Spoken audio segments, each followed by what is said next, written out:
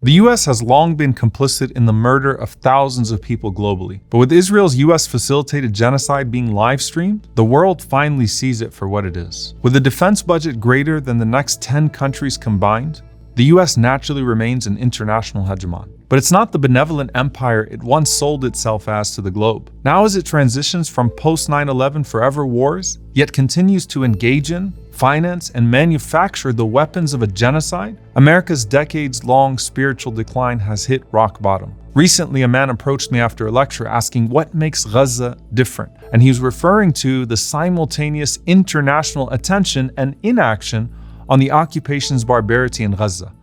Of course, there are religious implications. Muslims naturally revere Palestine as a holy land, as do Jews and Christians. There are historical implications too, including an extensive history of over 7 decades of Israeli occupation of Palestinian territories, the continuous building of illegal Israeli settlements in the West Bank, as well as an ever-growing list of Israeli human rights abuses. But the biggest difference that came to mind was that every detail of this genocide is being broadcast. It's a live-streamed genocide, as an advisor to the South Africa team at the ICJ put it. It's the first genocide in history where its victims are broadcasting their own destruction in real time. It's televised on your phone, your computer screen, and your social media. A healthy conscience can't simply ignore the mutilated bodies of tens of thousands of dead Palestinian children. But this isn't the first time the US has been complicit in the murder of thousands of innocent civilians. What if the victims of the American military machine in Afghanistan and later Iraq were able to live stream their own death and destruction? How many massacres has the US been proxy to or carried out itself? How many victims will never be mentioned?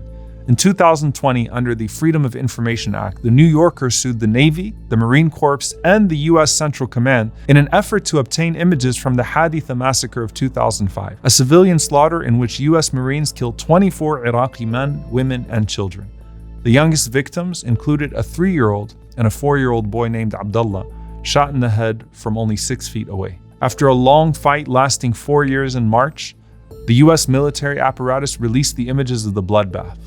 The perpetrators, however, remain unpunished.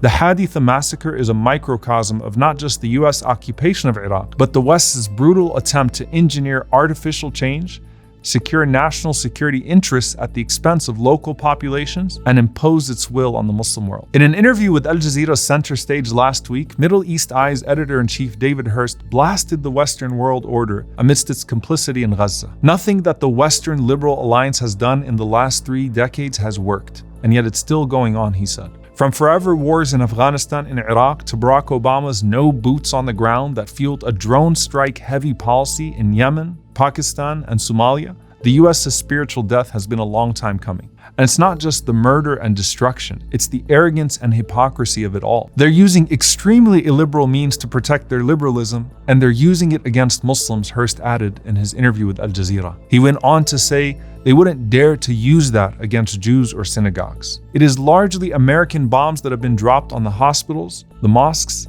and the churches, and over 500 schools of Gaza.